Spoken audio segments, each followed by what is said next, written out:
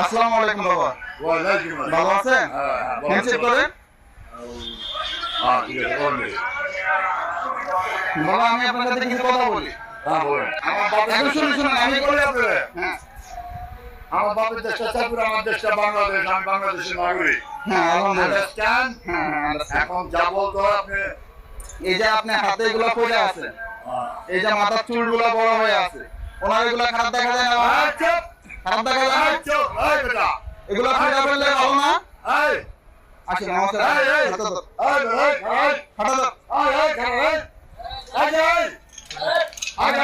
ভিতরে আসেন, ভিতরে আসেন, আসেন ভিতরে আসেন, আসেন ভিতরে আসেন, আসেন ভিতরে আসেন।